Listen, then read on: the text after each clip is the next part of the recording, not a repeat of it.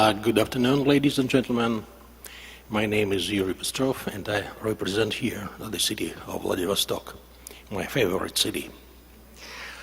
Well, it's a great honor for me to be here today, to be among the experts who know much about the world, about the ocean, about the seas. And I think that it's almost impossible to overestimate the significance of such gatherings, because sharing and exchange of knowledge, expertise,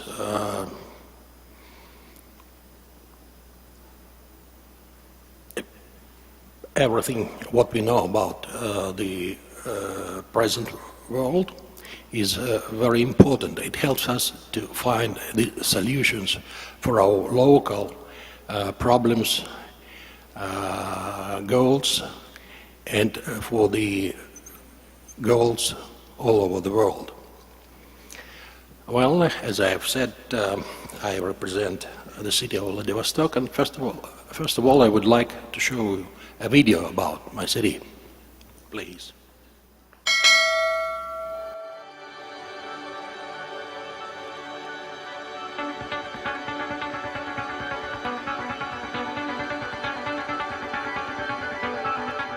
The city of Vladivostok, Pacific Russia's transportation hub and now a free port, has been open to the world for only 25 years of its modern history.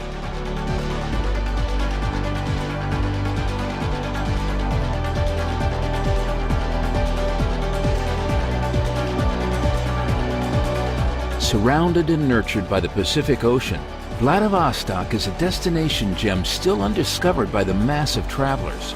Briefly, three core concepts define Vladivostok: freedom, energy, and cultural mix. Life values shared by locals of all eras. Now Vladivostok is finally ready to open its spirit to the rest of the world.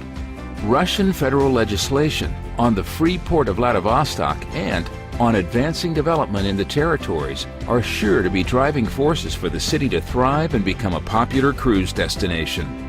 Vladivostok is an obvious destination choice for travelers from Japan, South Korea, and China, especially compared to those from the western part of Russia. Vladivostok is the closest European city to Asian countries in the Pacific Rim.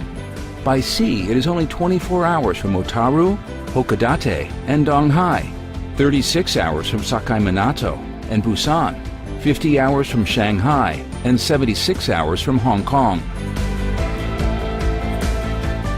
There are many reasons why Vladivostok is a great discovery for its guests. Here, their introduction to the wealth of Russian culture begins. The regional branch of Mariinsky Theater, the Primorsky Art Gallery, which will be transformed into a branch of the Hermitage Museum in the near future, and many other places of interest create cultural vibes that no other city in the Russian Far East can offer. Vladivostok is also the starting point or ending point, depending on your perspective, of the world's longest railroad, the famed Trans-Siberian. Vladivostok's cityscape abounds in prominent sites such as its European-style historical buildings, several scenic overlooks, the world-famous Golden and Russian Island bridges, and the Vladivostok Fortress, a marvel of military engineering that symbolizes the city's power and independence.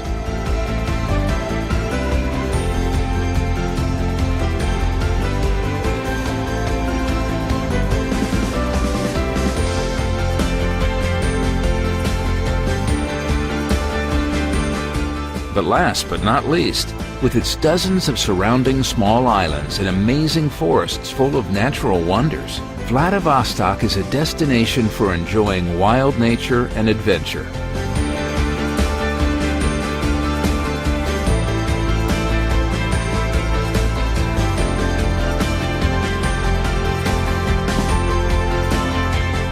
And there is always something that astonishes guests about Vladivostok. As the saying goes, seeing is believing. So Vladivostok is waiting for travelers to come, see, discover, believe, and love it.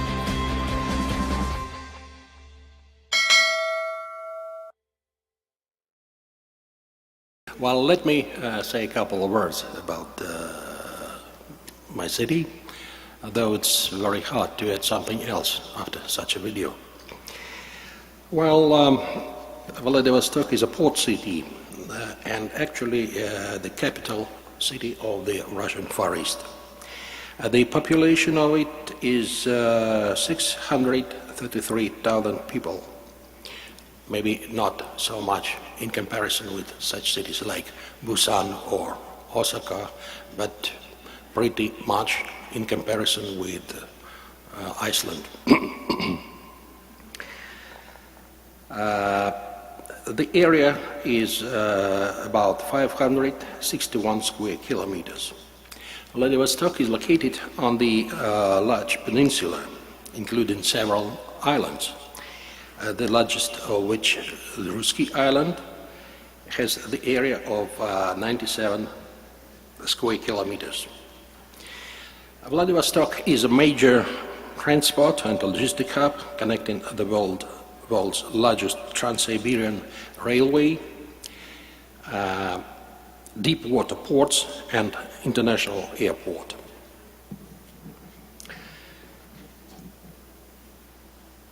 Nowadays, we can see the active development of the Russian Far East and in particular of Vladivostok. Special attention is paid to the development of logistic and cross-border international transport corridors. In 2015, the Russian government adopted the law of the free port of Vladivostok and of the advanced special economic zone. These laws are supposed to support, to develop economy, to develop business in the Russian Far East. I must say that the territory of the free port of Vladivostok includes not only Vladivostok as itself, but also a significant part of the territory of Primorsky region and other parts of the Russian Far East. In order to obtain the advantages of free port of Vladivostok, it's necessary to become a resident of the free port or of special economic zone. For residents of the free port, there are significant tax preferences, low or zero taxes on insurance, profit, and land. Additional preferences are shortened timeline for control checks, less than 15 days. Reduced time to obtain permits for capital construction projects, less than 40 days. Attraction of foreign labor without quotas. Single window mode for the investors. Possibility of obtaining a land plot for lease without bidding. The possibility of applying the free customs zone procedures. Another powerful tool for international cooperation in our region is the implementation of the project called Advanced Special Zone Ruski Island. On the Ruski Island will be created a technopark, marine biotechnological park for studying hydrobiomes, including sea cucumbers, Far Eastern Laser Center, Nuclear Medical Center, Engineering Center for the Far Eastern Shipbuilding Corporation, new hotel and entertainment complexes, Congress and exhibition complex, new marina. In 2016, they were registered. In 2016, there were registered 116 residents of Freeport of Vladivostok, created more than 21,000 jobs. The amount of investment was 118 billion rubles. As for the last year, more than 432 residents with 35,000 jobs and 366 billion rubles of investments.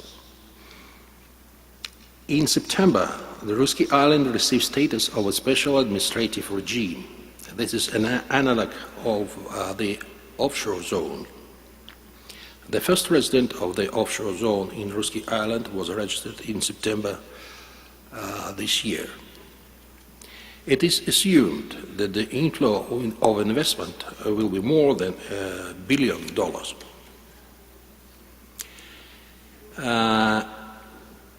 As for the logistic, marine transport and ports, in 2017, the freight turnover of the ports of the Far East amounted up to 191 million tons.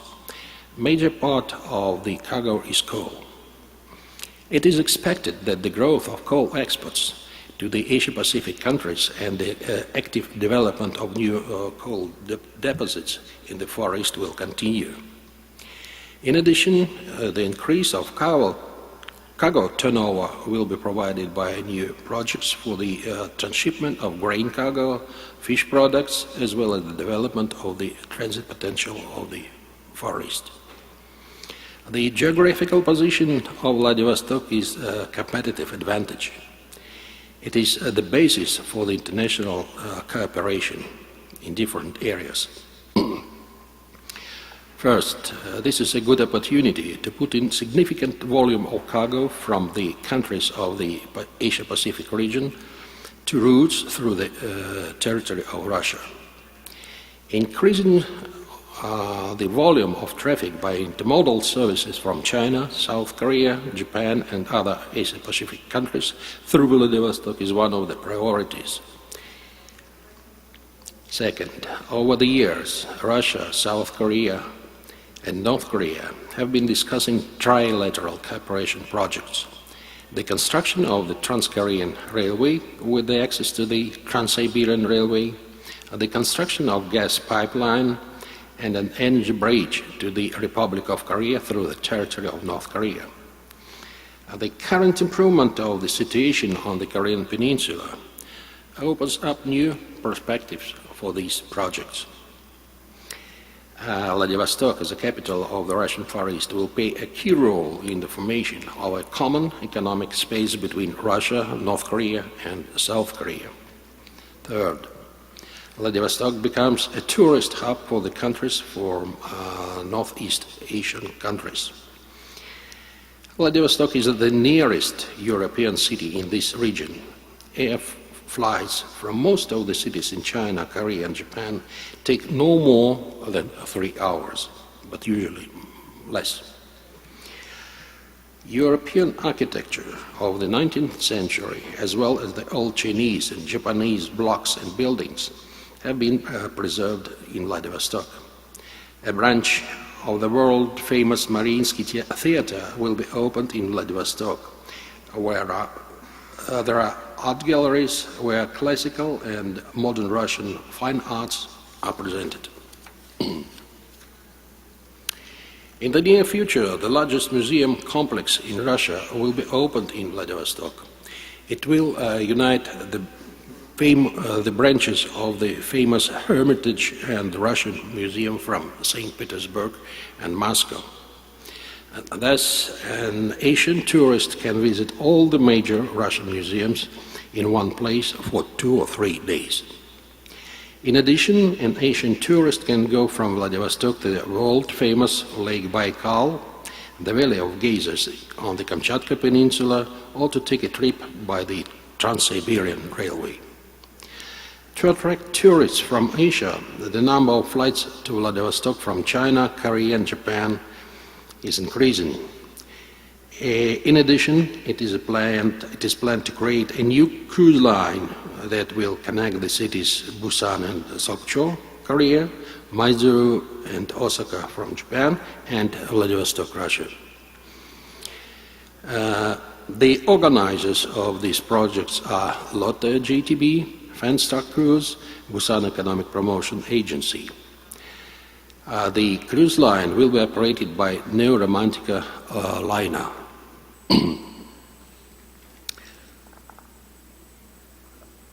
Dear partners, dear participants, I think that now it is a great time to take advantages of the unique position of the city of Vladivostok, privileges and preferences of the free port of Vladivostok, and to bring cross-border cooperation in Northeast Asia to new fundamentally level.